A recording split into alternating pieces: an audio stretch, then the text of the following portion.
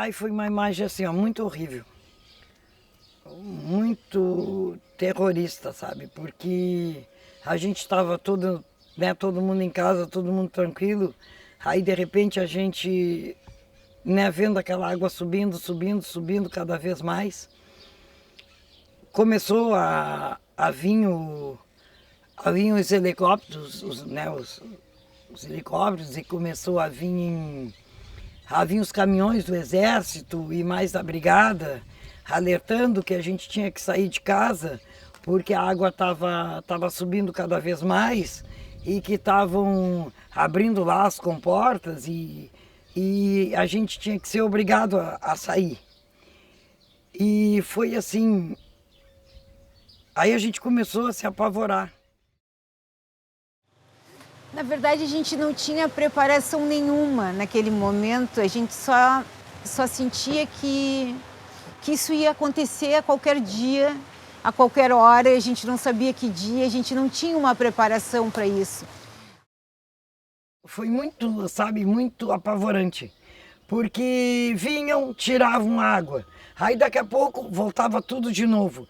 E a gente ficou durante 4 meses nesse pânico, sabe, de vai água. Tanto é que até hoje, sabe, quando começa a chover, só Deus sabe, eu fico apavorada.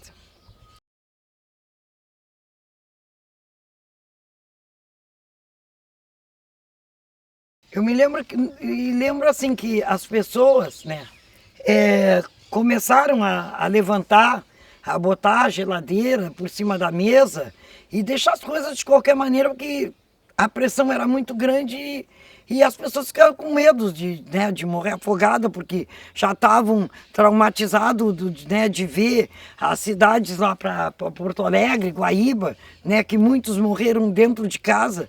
Então a gente ficou apavorado, né? Uma situação de pânico, pânico real. Eu moro aqui perto do Quilombo e senti pânico. Nós estávamos na zona de risco, vamos dizer assim, né? E essa parte aqui de baixo do porto, todas com contenção. E sem falar as pessoas que perderam tudo, né? Que foram muitas pessoas que perderam tudo, muitas pessoas.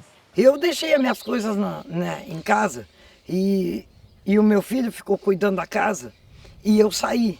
Eu saí porque eu comecei a me sentir muito mal, né? Uma que vendo, né, a minha comunidade toda em pânico, toda apavorada, e a pressão das autoridades, né, mandando a gente sair das casas, foi horrível.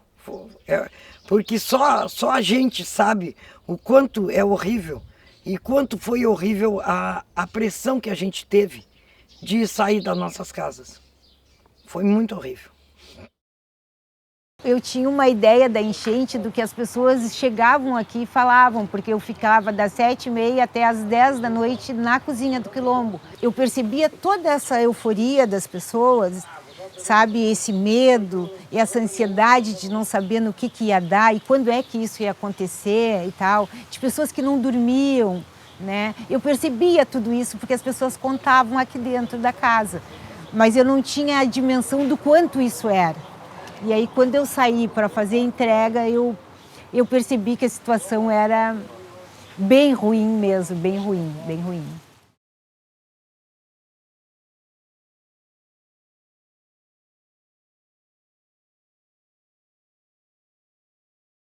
Essa onda de voluntariado foi muito legal.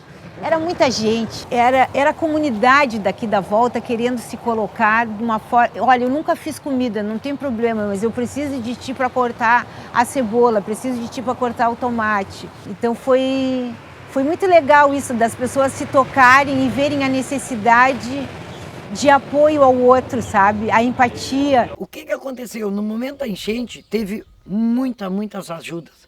Os projetos se uniram, sabe? Os projetos tiveram uma união muito linda, sabe? Essa situação da enchente, por exemplo, eu acho que a gente precisa ter um pacto de solidariedade natural com a natureza, entende? De respeito, porque eu acho que essas coisas acontecem por não existir um planejamento adequado de respeito, né, às questões da natureza.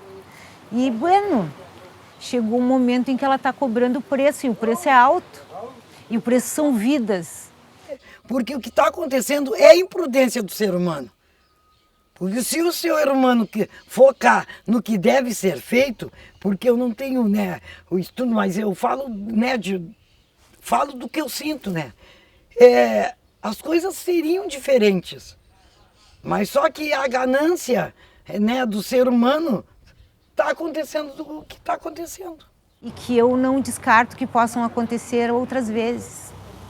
Basta ver o que os governos vêm fazendo de contenção às águas, né? Por aí, Porto Alegre, São Lourenço, Pelotas, né? Mas quando ela vem, se tu tirar o curso dela, ela vem, né? Eu sou fronteiriça, né? E eu lembro que meu pai sempre dizia, assim, a gente pescava muito, e ele sempre dizia que o curso da água tu pode desviar ela por um tempo, mas só por um tempo, porque quando ela quiser voltar a passar ali, ela vai passar ali, né?